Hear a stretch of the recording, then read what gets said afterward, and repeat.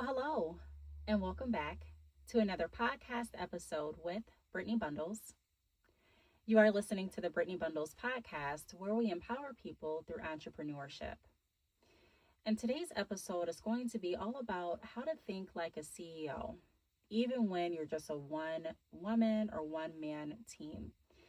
On this platform, I really like to provide information and insights and motivational stories and experiences that can equip entrepreneurs to become their ultimate best. On this platform, if you are on YouTube and you click on the podcast option, you'll be able to go back through some of the other episodes that I've recorded and some of the features that have been on the episodes too. Other entrepreneurs sharing their journeys and some of their obstacles and ways that they overcame some of those obstacles. And if you're listening on any other platform, you can go back and listen to some other episodes too. Just the common theme is empowering people through entrepreneurship, right? So if you know anyone that is interested in becoming a more empowered entrepreneur, I welcome you to invite them to listen to our podcast episodes and to be a part of this community. You can do that by sharing the podcast. You can share the podcast numerous ways.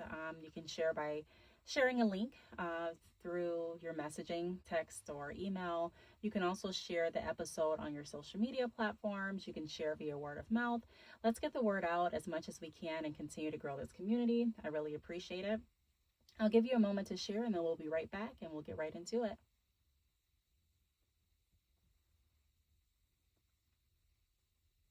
All right. So we are back. And again, today we're talking about how to think like a CEO, even when you're just a one-person team. And this is so important because your mindset really sets you up for how your business is going to run. It's not about always, the type of products that you have or the money that you're investing. All of that is important. But what's even more important is the mindset that you have daily as an entrepreneur, as a CEO of your business. So many of us start our businesses wearing every single hat. Where we are the CEO, we're the assistant, we're the marketing team, we're the janitor, we're everything in between. But the difference between staying stuck and scaling is not just resources, it's how you think. So today we're talking about shifting your mindset from doing everything to leading with vision, even when it's just you. So one thing to think about, this is a quote. I don't know who the author of this quote is, but you don't grow into a CEO when the money comes. You grow into one when the mindset shifts. So the first point that I want to go over is redefining the CEO role. So many entrepreneurs think that CEO means having a big team or office, and it really doesn't. A CEO is just a decision maker, okay? You're the vision carrier and the strategic leader. When I say just, I don't mean to just say just like it's a light title or job, but it doesn't imply that you have to have a huge team or army behind you.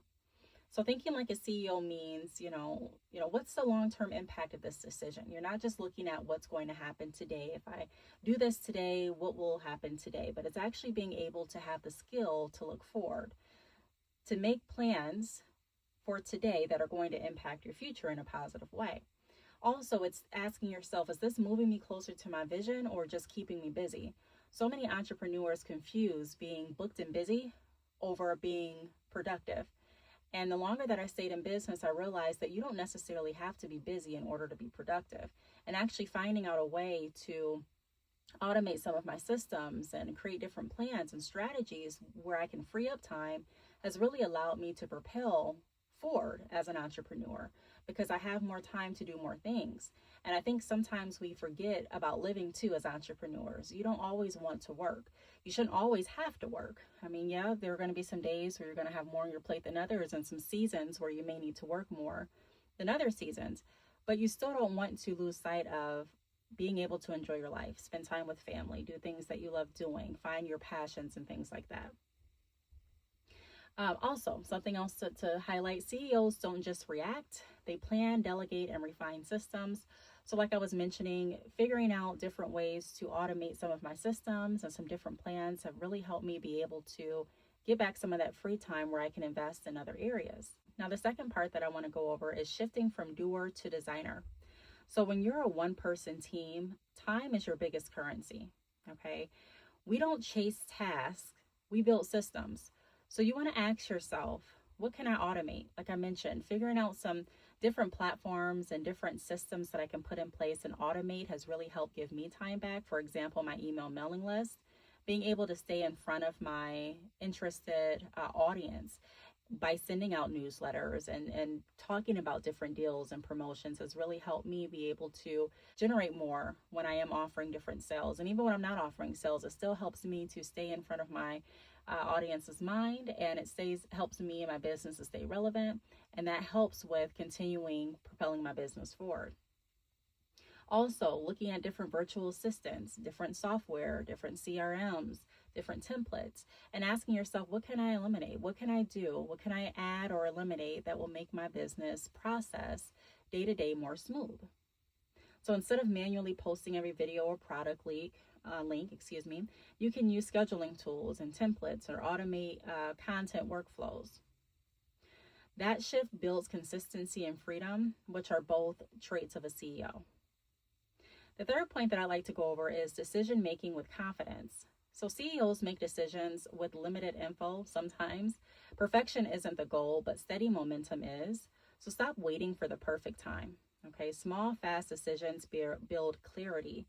You're not going to wake up, everyone isn't going to wake up and think that, okay, today is the day I need to do this. But you need to do it. So whether you feel that today is the day or not, you still want to push through and you still want to be consistent, because not being consistent can harm your business. It can put you back, and it's a lot harder to catch back up to where you are now if you become inconsistent than it would be to just stay consistent, even if you don't feel like today is the day that you need to launch this or today is the day you need to do this. Sometimes you just have to keep that momentum going, and you have to do things that you don't necessarily feel like doing to make sure that your business is going to be in the best possible position.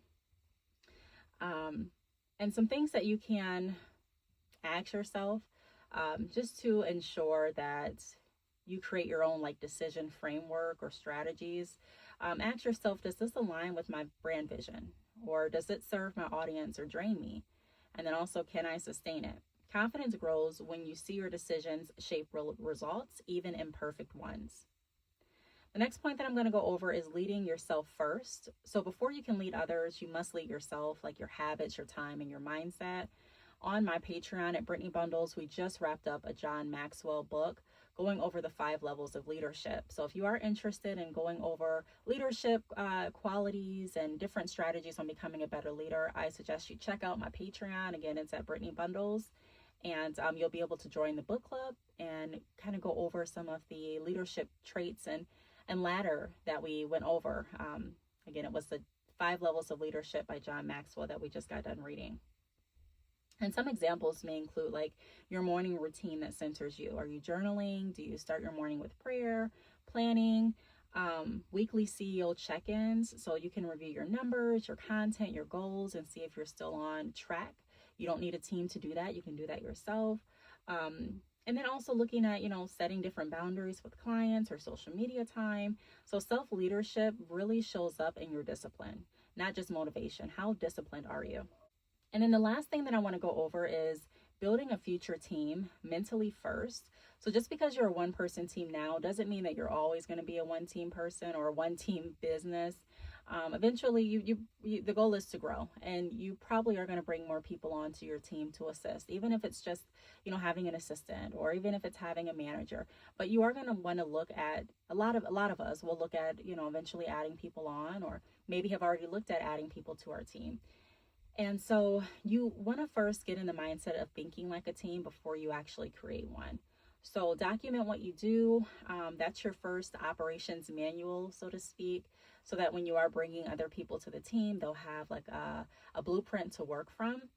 Create folders, templates, or systems someone can plug into later. So become organized if you're not already. That's going to make it so much easier for you to grow your business and add other people to your teams, because when you're explaining what systems to use or how to do certain tasks, you'll have everything already organized and outlined, and people take you more serious. Instead of you scrambling around trying to find different systems and different folders, you already come prepared, and that's going to kind of set the tone for how your business is going to run and the type of people that it attracts to want to work with it.